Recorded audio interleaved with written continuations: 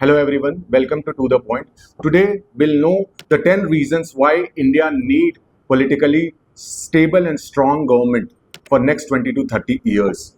So stable and strong government क्या होती है? 543 लोकसभा सीट्स हैं, उसमें जो भी मेजोरिटी मार्क क्रॉस करता है, majority mark is 50% and more, right? That is 272 plus seats जिसके भी आते हैं लोकसभा में, वो पॉलिटिकल पार्टी एक स्ट्रॉन्ग एंड स्टेबल गवर्नमेंट बनाती है.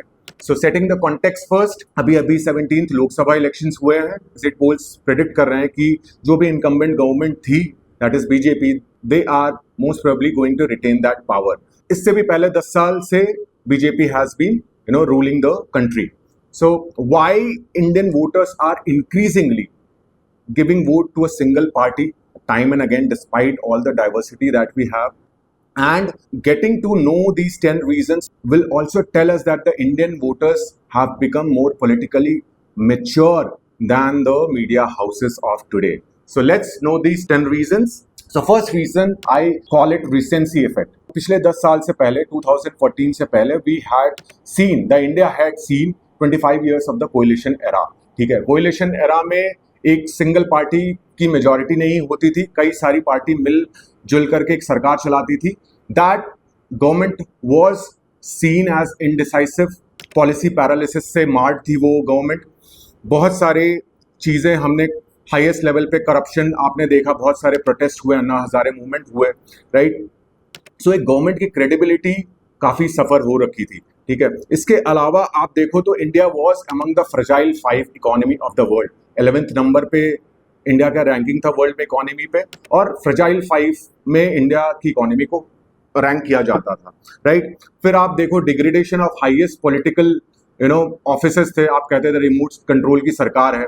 एक इंस्टेंसेस भी थे जहां अपोजिशन पार्टी के लीडर ने कैबिनेट कमेटी के साइन हुए डिसीजंस को टेयर कर दिया था पब्लिक में. That spoke volume about how the country was being run. So ये सारी चीज़ें कहीं ना कहीं सिटीजन ने बहुत अच्छे से ऑब्जर्व की थी इंडिया में क्या चल रहा है, and they made their mind to vote for strong and stable government जो कि एक डिसाइसिव कदम ले सके हमारे भारत के लिए. I think that is the first reason that we need a strong and stable government, और ये इंडियन वोटर्स को बहुत अच्छे से रियलाइज हुआ है. Second reason is a strong government and a stable government will not hesitate to focus on the strong security measures for our country. अब security में दो चीज़ें आती हैं, external security and the internal security. External security defence and army ensure करती है, internal security police and intelligence secure करती है.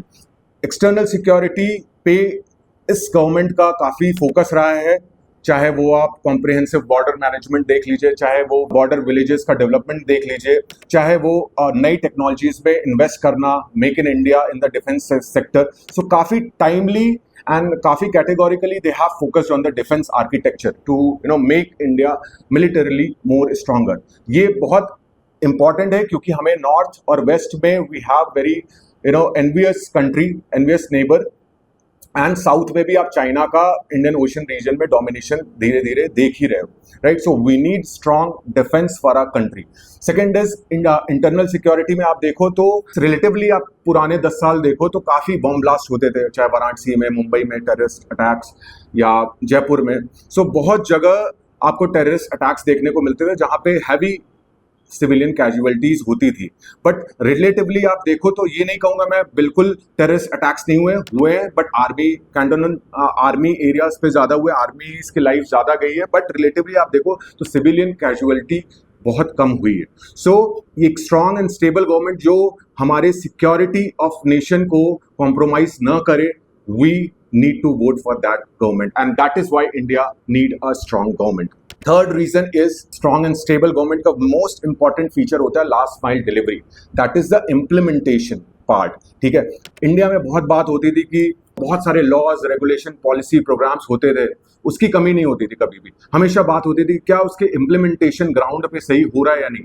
This government has timely focused on last mile and targeted delivery. एक जो लास्ट मैन स्टैंडिंग है जिसको हम कहते हैं अंत्योदया, अंतिम व्यक्ति का उदय, right. So goods and services जो भी गवर्नमेंट सप्लाई करती है उसको लास्ट मैन स्टैंडिंग को पहुंच रहा है कि नहीं, ये बहुत मैटर करता है. And through the measures like jam Trinity, Jan Dhan, Aadhaar and mobile, direct benefit transfer, right? India is now delivering the goods and services to the most needed in the country. So कहीं ना कहीं जो ये implementation lag था उसको rectify किया गया है, right? पहले हम जानते थे कि गवर्नमेंट ये बोलती थी कि 100 रुपए अगर हम भेजते हैं तो उसमें केवल 15 रुपए लास्ट मैन को पहुंचता है, लेकिन आज अगर 100 रुपए गवर्नमेंट भेजती है तो पूरे 100 के 100 रुपए जाते हैं पब्लिक के पॉकेट्स में. अभी आप रिसेंट देखोगे, रिसेंट सर्वे में ये पाया गया है, यूएन का सर्वे था कि India has lifted more than 27 crore of Indians out of the poverty, because of all these government measures and policies.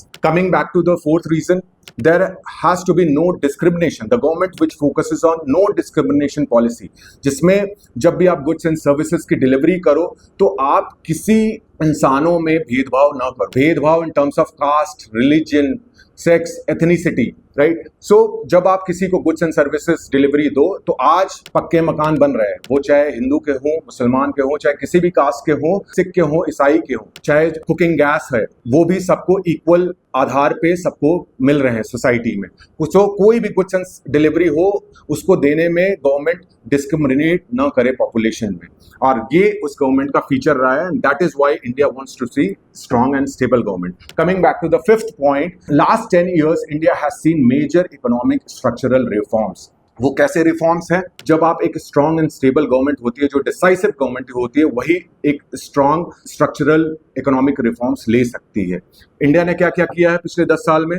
2017 में India passed this major GST constitutional amendment act. उसके थ्रू टैक्स की over tax reforms हुए. इसके अलावा government ने सारे sectors में FDI को खोला, जिससे प्राइवेट इन्वेस्टमेंट, फॉरेन इन्वेस्टमेंट्स काफी ज्यादा इंक्रीज हुई है. पब्लिक इन्वेस्टमेंट अगर आप देखो इंफ्रास्ट्रक्चर में तो it has massively increase through national infrastructural pipeline. ये जो इफेक्ट्स है ना, जो इन्वेस्टमेंट है ना, वो आप टेंजिबली अपने लाइफ में देख सकते हो, चाहे वो construction of roads and highways हो, चाहे कंस्ट्रक्शन ऑफ वाटरवेज हो, चाहे भारत नेट के अंतर्गत ऑप्टिकल फाइबर का एक्सपेंशन हो. इसके अलावा रेलवे में आप चेंजेस देख सकते हो.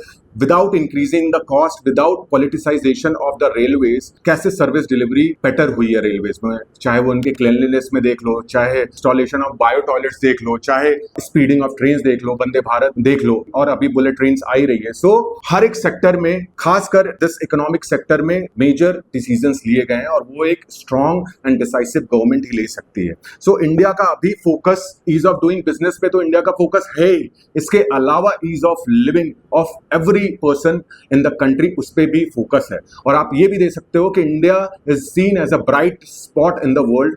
आफ्टर द कोविड वेव बहुत सारी कंट्रीज हैं जिसमें रिसेशंस आ रखे हैं या स्लो डाउन आ रखे हैं, लेकिन इंडिया की ग्रोथ अभी आप रिसेंट में देखोगे 8.2% से इंडिया ग्रोथ किया. पिछले बार भी मोर देन 7% से इंडिया ने ग्रो किया था इकोनॉमिक टर्म्स में. तो ये सारे structural reforms की वजह से India is growing and India is being seen as a bright spot in the world today.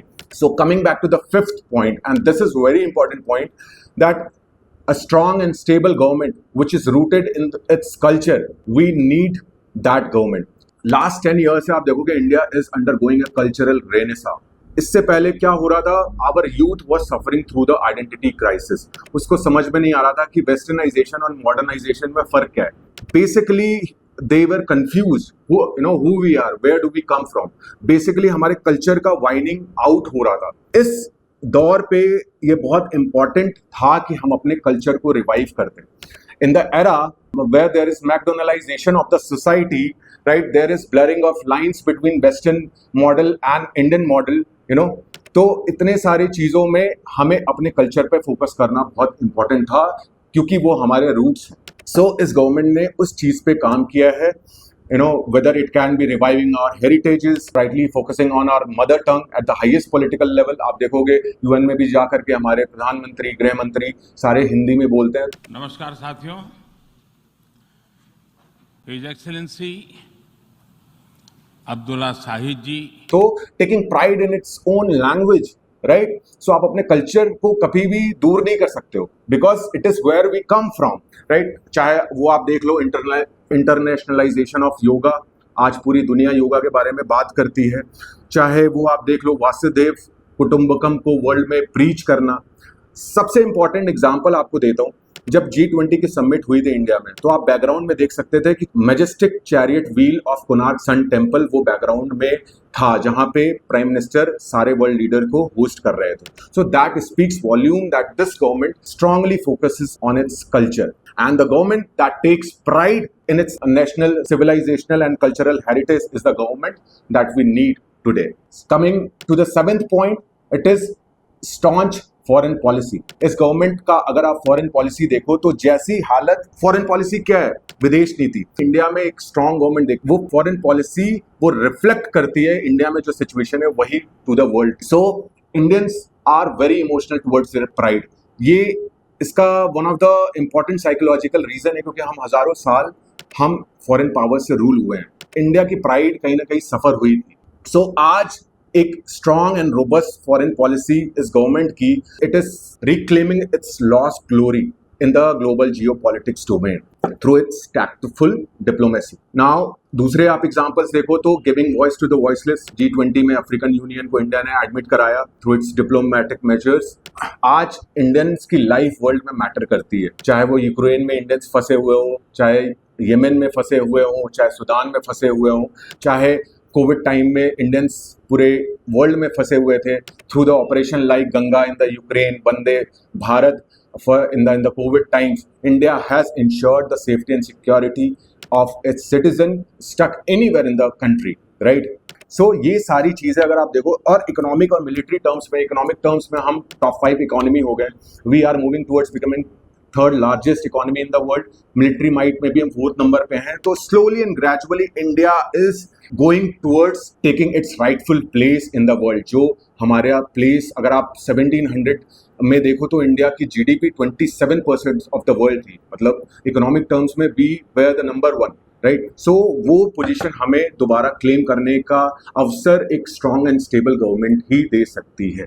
Coming to the 8th point, a long-term vision of a leader is very important. 5 साल के लिए कोई भी सरकार आए और वो जस्ट अपनी डे टू डे लाइफ को चलाए.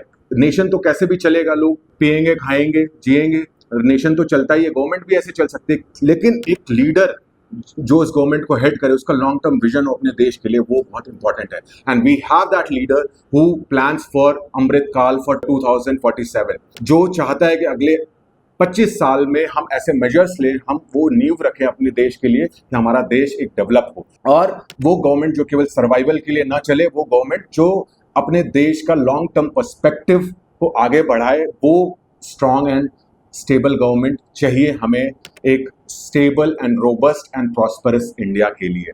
ठीक है. 9th रीजन इज, आपको ये चीज पता होगा कि India is undergoing the demographic transition. अभी वो टाइम है कि India has the highest youth population. So इसको हम कहते हैं demographic dividend, right. So India has that demographic dividend. ये अपॉर्चुनिटी वंस इन मिलेनियल आती है, और इंडिया के पास वो अपॉर्चुनिटी है where the working population far outweighs the dependent population. So उनके पास, इंडिया के पास यूथ एनर्जी भी है to grow, and we need, so for next 20-30 years, India has to set its policies right. India needs to capitalize on this demographic dividend because it is just an opportunity. अगर हम rightly educate कर सकते हैं अपने youth को, jobs create कर सकते हैं, या skill दे सकते हैं, या health में इन्वेस्टमेंट कर सकते हैं, तो इस यूथ एनर्जी को हम चैनलाइज कर सकते हैं इंडिया की ग्रोथ के लिए, राइट. इंडिया को डेवलप्ड एंड प्रॉस्पेरस बनाने के लिए. इसलिए नेक्स्ट 20-30 ईयर्स हमें एक स्ट्रॉन्ग एंड स्टेबल गवर्नमेंट एक इंडिस्पेंसिबल बन जाती है हमारे लिए. And coming to the last point, हमेशा आप डिस्कशन में ये सुनोगे कि इंडिया में बहुत ज़्यादा पॉवर्टी है.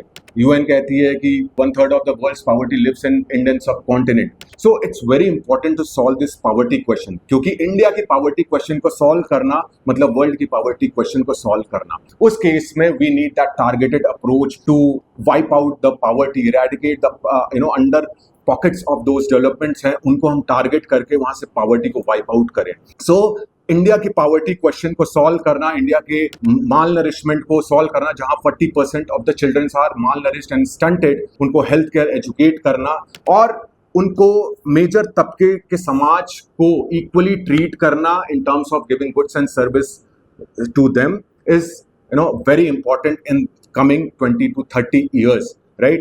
So a government which is action oriented, which is strong and decisive. It is very important for India to leapfrog towards the developed and stronger India. Thank you. It's just a small initiative towards building an informed nation. I want all of your support in full measures. What you can do is support me by hitting the like button, subscribe for the latest update, and share it with your family and friends.